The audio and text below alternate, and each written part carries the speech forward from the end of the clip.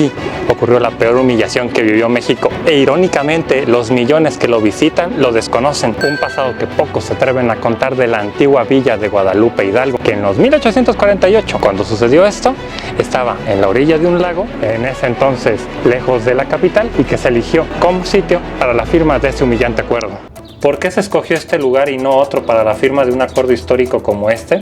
Bueno, pues te invito a descubrirlo en estos 3 secretos del por qué eligieron este lugar, qué sucedió después y qué huellas puedes encontrar hoy en día visitando este lugar con poca lana.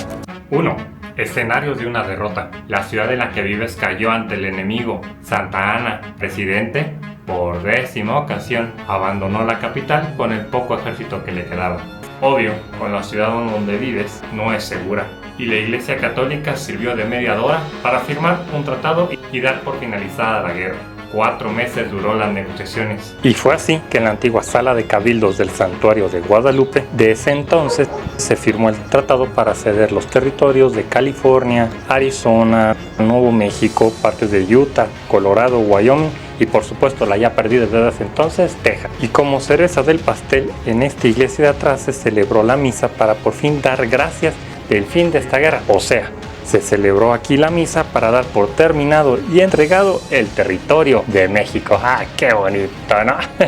No se querían ir. Aunque el tratado ya estaba firmado y salió en los periódicos, la mayoría de mexicanos ni se enteró, no sabían leer. Tú solamente veías que los gringos no se iban. Y así seguiría por al menos un tiempo más. Estados Unidos se quería asegurar que México cumpliera los términos del tratado. Y eso significaba esperar a que los congresos de ambos estados ratificaran el acuerdo. Pero entre dimes y diretes, negocios o mercados siguieron abiertos. Pero en las partes ocupadas la tensión se sentía a flor de piel. Se presentaron tensiones, riñas y se dice que hasta desvividos. Incidentes que no se registraron, no habían autoridades que lo registraran y los soldados gringos tenían fama de y pasarse de lanza. 3. La pesadilla terminó o comienza una nueva. Por fin, tú como mexicano ves que las tropas abandonan tu ciudad. Por Guadalupe Hidalgo nunca pasaron, solo la usaron para la firma del tratado. Amplió los rencores entre las facciones políticas y que al cabo de unos años estallaría en otra guerra, una más desastrosa que la pasada. ¿Crees que hubiera cambiado algo si los mexicanos de aquel entonces, como tú o yo que vivimos al día, hubieran arriesgado para expulsar a los Estados Unidos? ¿Habríamos recuperado ese territorio o hubiéramos igual perdido? Te leo en los comentarios, quisiera leerte. Mientras escribes tu comentario, checa lo que encontré de la antigua Guadalupe Hidalgo y te lo enlisto en estos 6 puntos. Primero, para que te puedas imaginar todo lo que te platiqué, hay que visitar un pequeño museo. Para que no te pierdas lo primero, ubica la iglesia del Pocito. Vas a atravesar todos los jardines como yo y ya topándote casi al final de los jardines te vas a encontrar una tienda de artículos religiosos y justamente allí, al lado, está esta pequeña sala del museo. Es gratuito y al centro está una maquetota de cómo lucía la villa de Guadalupe Hidalgo antes de 1948. Donde hoy ves jardines, había casas y calles. Donde hoy se ve un carrillón y el reloj astronómico, que funge también como campanario, antes había un mercado. Y como luce en la maqueta, no es como lucía en 1848, pues hay ilustraciones que no muestran este parque, donde supuestamente pudo haber sido la firma del tratado. Y creo que eso es lo más interesante de visitar esta sala. Yo sé que este lugar puede parecer feo y sin chiste, pero aquí se esconde un sitio que destacaría porque es el acueducto de Guadalupe.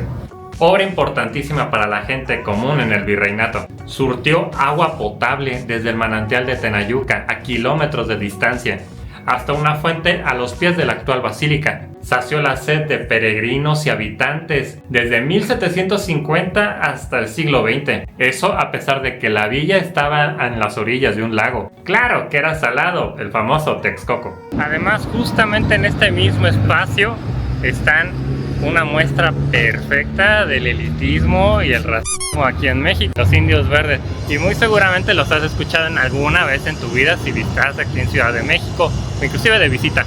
Y de hecho se trata que más que indios son esculturas de emperadores mexicas. Su color se debe al óxido del cobre. Los crearon en el Porfiriato para el famoso Paseo de la Reforma, pero la sociedad de la época los consideraba feos, toscos o inmorales al estar mostrando torso, a diferencia de otras esculturas en el paseo. Así que durante muchos años estuvieron vagando en diferentes sitios de la ciudad, hasta terminar en su actual ubicación.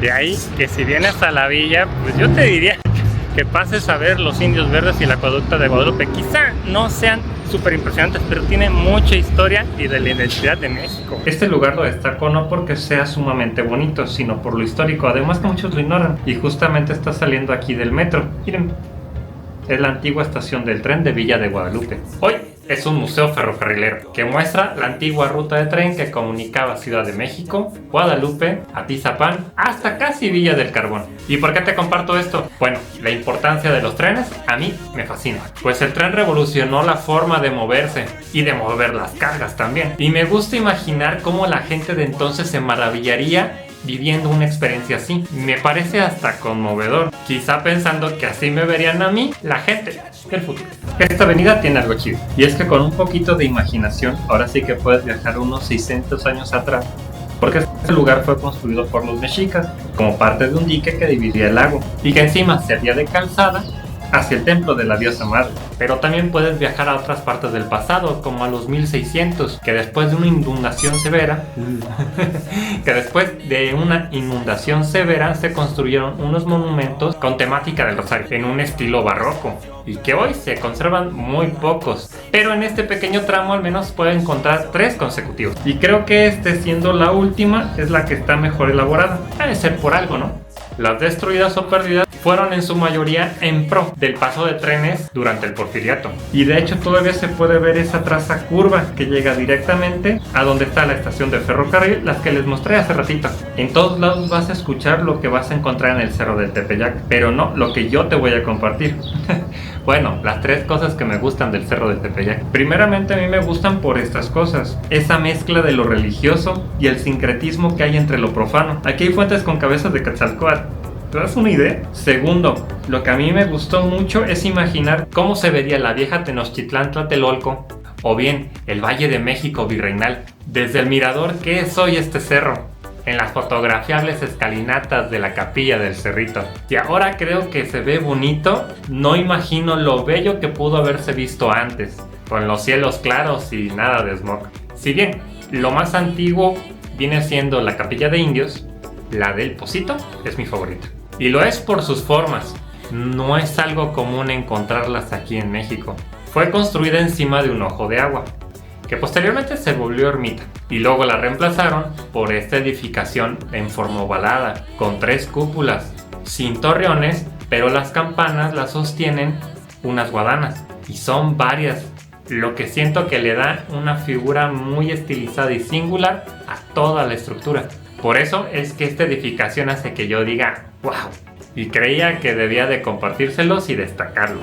Ya como último detalle, justamente al lado de este lugar se encuentra una columna que era parte de la ermita más antigua que incluso de la capilla de indios. Más allá de la fe, yo sé que este edificio podría ser de los más importantes de México, incluso del continente americano, pero a mí me gusta más por su historia y también porque arquitectónicamente se ve todo chueco. Eso me llama mucho la atención. Lo que me gusta de su arquitectura es que tiene 4 campanarios, muy similar a una planta de una mezquita más o menos. Bueno, así se me asemeja. Además que si te das cuenta es inclinado. Miren, se los voy a mostrar desde este punto, que es desde la fachada principal, desde que entras a la plaza. Y se puede ver mejor desde esta otra toma. De hecho, aquí se puede ver cómo se dividen los ladrillos. Y es impresionante cómo este edificio siga de pie a pesar de la deformación del terreno. Se corrigió demoliendo los agregados a los edificios anexos a esta iglesia en los siglos atrás. Y sobre lo histórico tiene que ver que aquí se celebró la misa para celebrar el fin de la guerra con Estados Unidos.